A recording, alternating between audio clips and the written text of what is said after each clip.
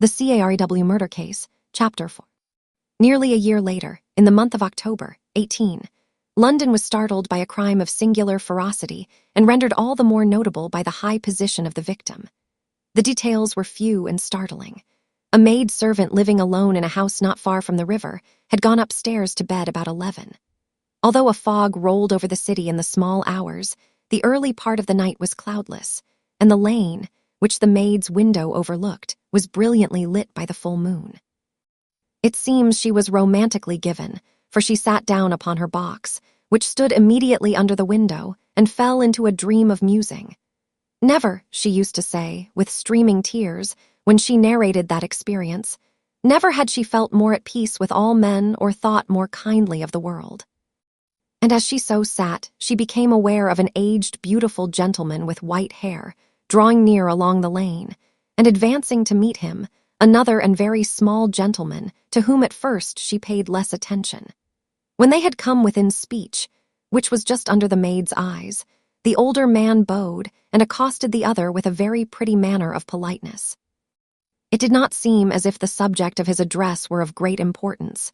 Indeed, from his pointing, it sometimes appeared as if he were only inquiring his way.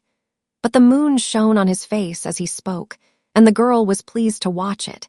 It seemed to breathe such an innocent and old-world kindness of disposition, yet with something high too, as of a well-founded self-content. Presently her eye wandered to the other, and she was surprised to recognize in him a certain Mr. Hyde, who had once visited her master, and for whom she had conceived a dislike.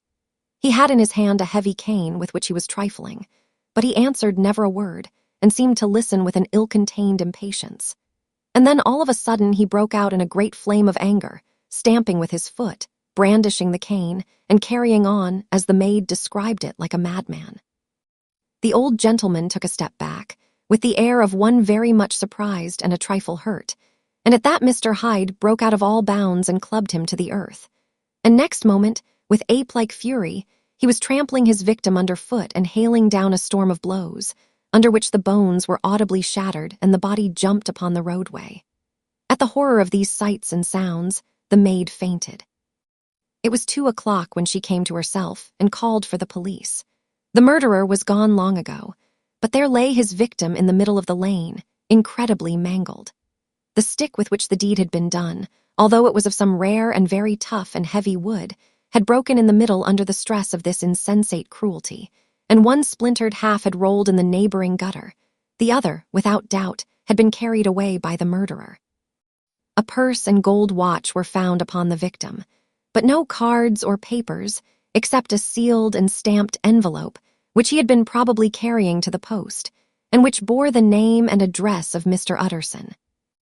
This was brought to the lawyer the next morning before he was out of bed, and he had no sooner seen it and been told the circumstances than he shot out a solemn lip. "I shall say nothing till I have seen the body," said he. "This may be very serious. Have the kindness to wait while I dress." And with the same grave countenance he hurried through his breakfast and drove to the police station, whither the body had been carried. As soon as he came into the cell, he nodded. "Yes," said he, "I recognize him. I am sorry to say that this is Sir Danvers Carew." "Good God, sir!" exclaimed the officer. "Is it possible?" And the next moment his eye lighted up with professional ambition. "This will make a deal of noise," he said, "and perhaps you can help us to the man." And he briefly narrated what the maid had seen and showed the broken stick. Mr. Utterson had already quailed at the name of Hyde, but when the stick was laid before him, he could doubt no longer.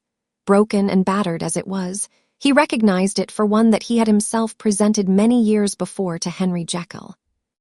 "Is this Mr. Hyde a person of small stature?" he inquired. "Particularly small and particularly wicked-looking is what the maid calls him," said the officer.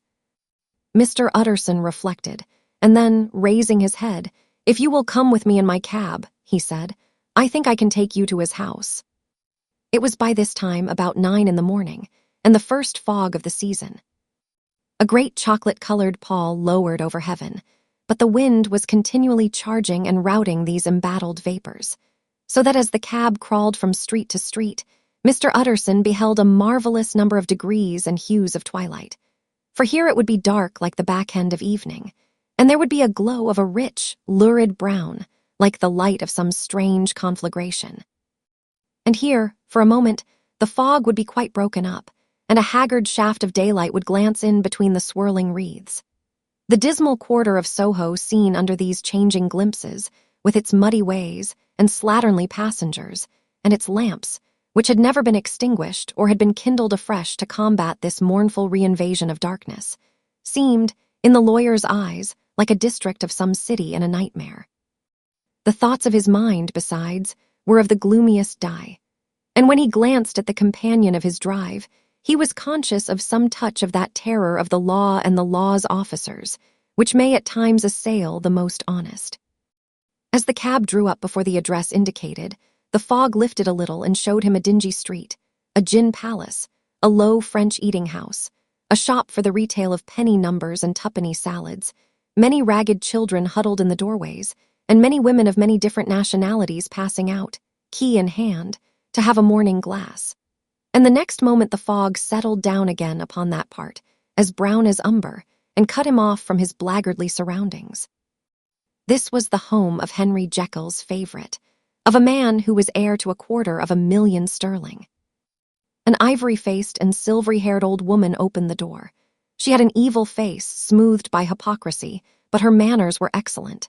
Yes, she said, this was Mr. Hyde. But he was not at home. He had been in that night very late, but he had gone away again in less than an hour. There was nothing strange in that. His habits were very irregular, and he was often absent. For instance, it was nearly 2 months since she had seen him till yesterday. Very well, then, we wish to see his rooms, said the lawyer, and when the woman began to declare it was impossible, I had better tell you who this person is, he added. This is Inspector Newcomen of Scotland Yard. A flash of odious joy appeared upon the woman's face. Ah, said she, he is in trouble. What has he done? Mr. Utterson and the inspector exchanged glances. He don't seem a very popular character, observed the latter. And now, my good woman, just let me and this gentleman have a look about us. In the whole extent of the house, which but for the old woman remained otherwise empty, Mr. Hyde had only used a couple of rooms, but these were furnished with luxury and good taste. A closet was filled with wine, the plate was of silver, the napery elegant. A good picture hung upon the walls, a gift, as Utterson supposed, from Henry Jekyll, who was much of a connoisseur, and the carpets were of many piles and agreeable in color. At this moment, however, the rooms bore every mark of having been recently and hurriedly ransacked. Clothes lay about the floor, with their pockets inside out. Lock-fast drawers stood open, and on the hearth there lay a pile of gray ashes, as though many papers had been burned. From these embers the inspector disinterred the butt end of a green check-book, which had resisted the action of the fire. The other half of the stick was found behind the door, and as this clinched his suspicions, the officer declared himself delighted. A visit to the bank, where several £1,000s were found to be lying to the murderer's credit, completed his gratification. You may depend upon it, sir, he told Mr. Utterson. I have him in my hand. He must have lost his head, or he never would have left the stick or, above all, burned the check-book. Why, money's life to the man. We have nothing to do but wait for him at the bank and get out the handbills.